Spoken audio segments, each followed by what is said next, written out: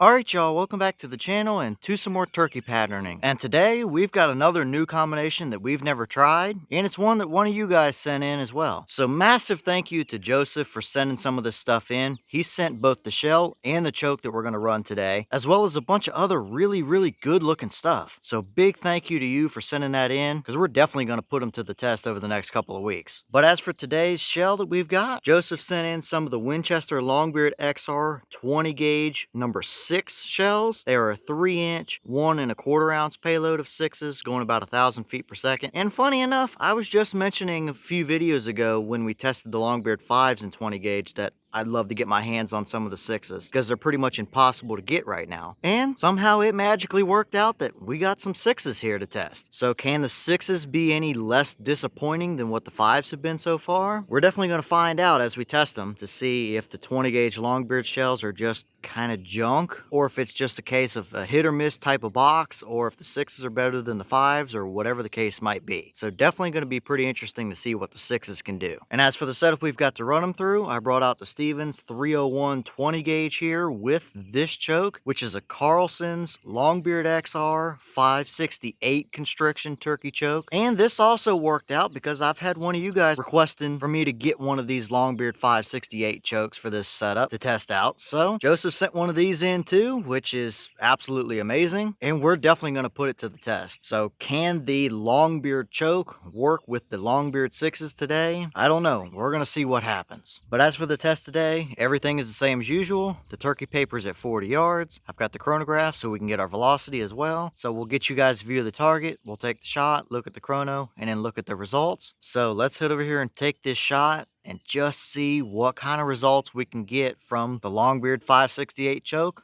with the Longbeard 6s out of the 20 gauge today.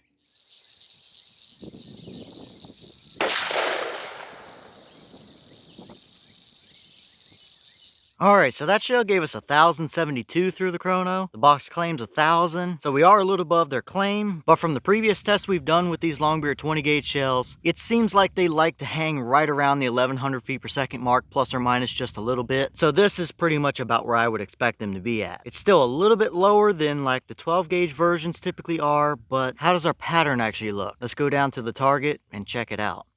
Alright, so now we're down here at our 40-yard paper, and this is what we got. And man, I don't know why, but that combination patterned way off to the right. That 301 typically hits pretty center, and I know that I didn't pull the shot, so that combination really flew off to the right. But as for the pattern, this is much more like it. This is kind of what I would expect out of a Longbeard pattern, even in 20 gauge. There's no question about it. This shell did what it was supposed to do, unlike all of the number 5 shells we've tried so far. So maybe I had a bad box of number 5s, I don't know. But as for these 6s, this combination worked. As you can see here, this is a beautiful looking lead pattern out of a 20 gauge. There's no question about that. Nice, hot, dense core area there. Gives you a little bit of leeway, but it's still pretty tight at 40 yards. But I like how even it is. I mean, all throughout that core area right there, there really isn't any voids larger than a quarter, which is always a good thing to see. Around the edges, we did see a couple of flyers straggle throughout here. We did have a dead turkey here. There is one through the edge of the brain and the top of the spine, so we would have got him still. But as you can see, we definitely had a couple of flyers, but nothing too terrible or nothing unexpected for a lead shell and a Longbeard 6 shell. That's typically what we see, but that is definitely very impressive for a lead load in a 20 gauge. That would hammer a turkey at 40 yards all day long. And this is another one of those patterns where I think you would run out of energy before you would run out of actual pattern. But still, that kind of a pattern right there, if you could consistently get those out of a Longbeard shell in a 20 gauge, that'd be a pretty hard to argue with combination there. So color me impressed. I kind of wasn't expecting to see these kind of results after what we've previously seen, but hey, something with this setup or combination or choke or shell or something definitely worked out for us today. So cannot complain one bit about that kind of a pattern. And now I really want to see what some more of those Longbeard 6s can do through some other chokes, and see if it was just a fluke or if these 6s might actually be better than the 5s are. So we definitely got some more testing to do here, that's for sure.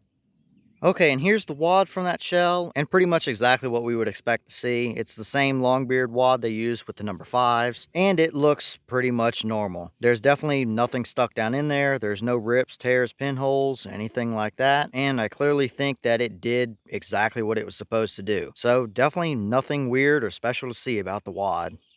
All right, y'all. Well, what did you think about that pattern right there? There's no question about it. That would be devastating for a turkey. That is the kind of longbeard pattern I would expect to see, not what we've been seeing out of the number 5s. Now, did I get a bad box of them? Are the 5s just worse? Are they just inconsistent shells across the board? I really don't know. I've heard a lot of mixed things. I've seen some people get decent results out of them. Others have had similar kind of poor or disappointing patterns. I think we just need to test them more and see what happens. But as for this combination with this specific shell we fired today, clearly something worked like it was supposed to, because that is what I would expect to see out of a longbeard pattern. So far, the combinations of stuff that Joseph sent us, they're looking pretty decent. But we definitely are going to have to do some more testing and see if maybe we can figure out if these shells are just inconsistent or what the case might be. But as always, leave your thoughts in the comments. Is that about what you expected to see? Were you a little surprised one way or the other? Have you tested the longbeard 6s in 20 gauge